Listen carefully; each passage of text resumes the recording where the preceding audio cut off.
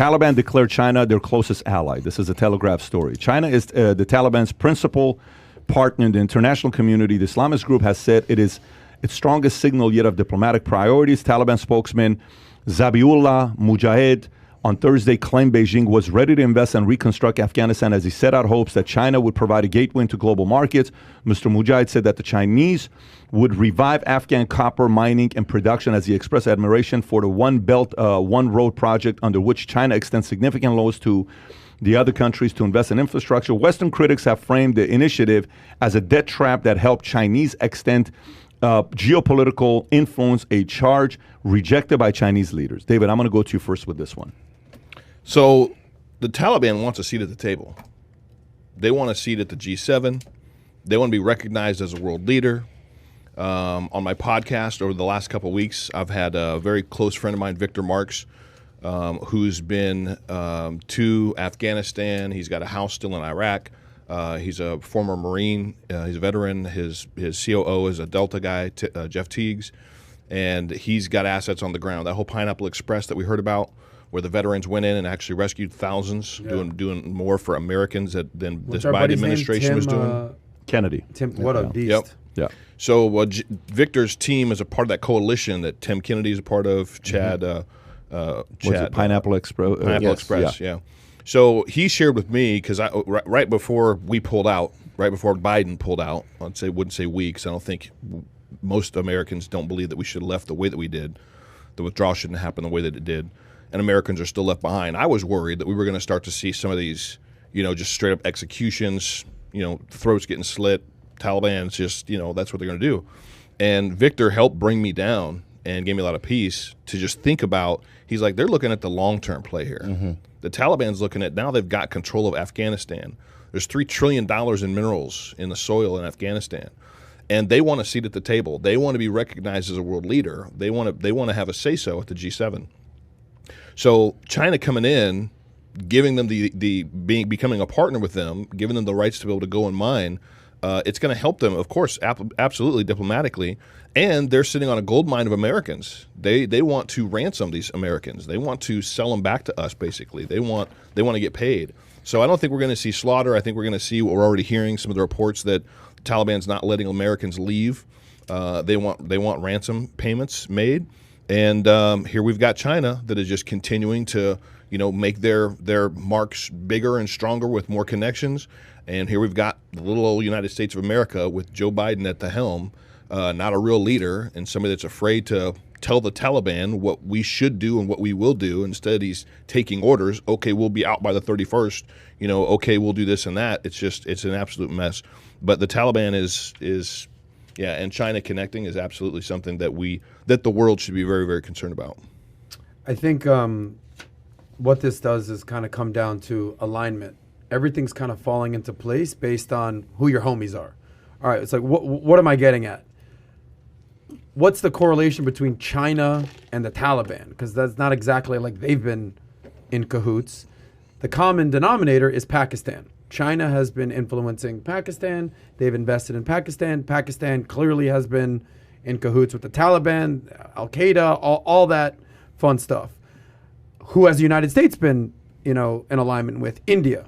So India is the regional power over there. India and Pakistan have major beef. It's kind of like, the axis and the axis of evil and the allies kind of all taking place. So it's kind of like draft picks. If you ever play 5-on-5, all right, I got this guy. All right, I got this guy. United States drafted India. China drafted Pakistan. Pakistan comes with the Taliban. We've got this country over here. And that's essentially what's taking place here. It is concerning that the Taliban is aligning with China, best friends with China. Why are you surprised? Whatever that is. Why are you surprised? I'm not, because again, they're aligned with Pakistan. Yeah. That's why I'm not surprised. Yeah, no, China's going to align with anybody who hates America. Yep. What are you talking about? Like the phone call you got to make is, can we make a list of countries that hate America? Who's at the top? China. Yeah. Okay, make a phone call today. Right, exactly. We'll take Iran. Yeah. We'll take North Korea. We'll take Russia. That's on our team. Whereas the United States, we'll take India. Yeah. We'll take Israel. We'll take the United Kingdom. Anyone that hates democracy. And that's what I'm saying. Anyone with that hates our democracy, they're aligning of evil and the allied powers. Well, look at the One Belt, One Road project. I mean, that's so freaking huge. Yeah. You know, shout out to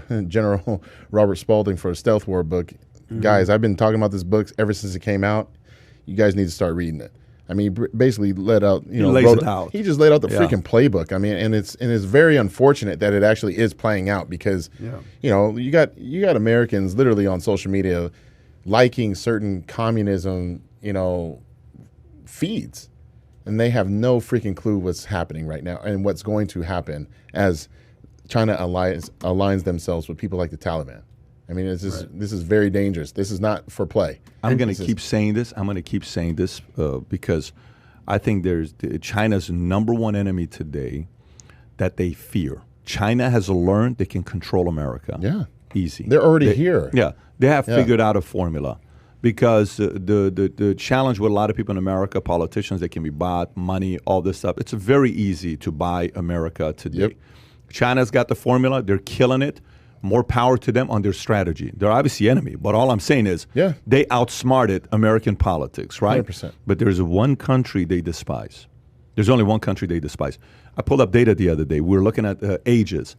Do you know the average age of population in U.S.? What is the average age? We have 330 million, give or take, people living in U.S. Guess what's the average age of an American today? 42. Average age. Oh, average age, I'm sorry. Average age. You say 42? You're pretty close. What do you think it is? I was thinking mid-40s. Okay, 38.1. Okay. Because millennials are the largest generation, baby boomers before that. 38. What do you think is the average age of a citizen in China? Lower than that. What do you think it is? No, I would say higher. Probably higher than that. 38.4. Okay. wow. By the way, Really? not that far off. Very 38.1, 38.4. What do you think is the average age of someone in India? In their late 20s. What do you think it is? No idea. 26 years old. Yeah. Okay. Wow. So they want them. 26 to 38. Look, India's going to surpass fear China in They fear population. China. They fear India like you don't even. If I'm U.S., Biden won't do it. Whoever's the next president that needs to do this. If I'm U.S., if I want to protect the world long term to make sure China doesn't, I'm doing whatever I can to strengthen India with our relationship. Anything I can to do to strengthen them, that's where I'm going. Because the same game these guys are playing, you got to go to the one person they fear the most. Right. It's like that one person a guy doesn't want his, the family to talk to, or girl to talk to, or, a person to find out about who's that one person. China fears if India gets stronger. Right. I'm going to do whatever I can to strengthen India today, because China's going to shiver if India gets stronger, because China's getting older. That whole one baby rule backfired on them. Yep. Okay, that one baby rule is what got the average to be 38.4. And FYI, America's not as young as we're acting like we are. We're only 38.1. It's like China and U.S. is about the same age. India's 26. So there's a savior there for the world, and it's India. So you want to team up with Taliban? No problem, China. Wow. You go team up with Taliban. Hey, here's what we're going to do. You got 75,000 Taliban people you just teamed up with. Good for you, China. We just teamed up with 1.5 billion. Right. And let me tell you what we're going to be doing. We're going to strengthen them. Let's create a partnership and go tell the world about it. That's what I would be doing. But and they're again, a democracy. Let's not forget. A democracy's aligned and dictatorships aligned. they are brilliant. They are great engineers. They're willing to work. They are hungry for information. They want to learn. They have their own Bollywood. They have their creative. Yep. They have so many different benefits. There's so much to build out there. Super passionate people. Super passionate people. They got a rich history as well. There's some areas with mindset that can be improved, but they got strong school. IIT is one of the best engineering school in the world. Some will say it's even better than MIT in the U.S. So anyways, I think China fears India. I agree. So I agree. My we hopes talked are, about alignment, and I gave the analogy of the draft picks. If you have the two great powers these days, United States and China, and we have our first pick, we're taking India. Yeah. If it's Taliban, China just picked up a scrappy player. You know how you build on a basketball team? They just picked up a scrappy player. Yeah. But you know who India is? India is a guy you can build a team It's a around. first-round draft pick. Not only a first-round draft India's pick. a shack. This is a India's a shack. This India is a is somebody franchise. can It's a build first a pick. team. Who's Exactly. Taliban? This is a franchise player. Dennis Taliban Rodman. is like No, a man, you Patrick gotta- Beverly. That's a guy. Dennis like Rodman's that. too good. He was too Yeah, good. yeah. I would put a Who's the Beverly. Taliban? I'd put like a what was that one guy? Delavadova.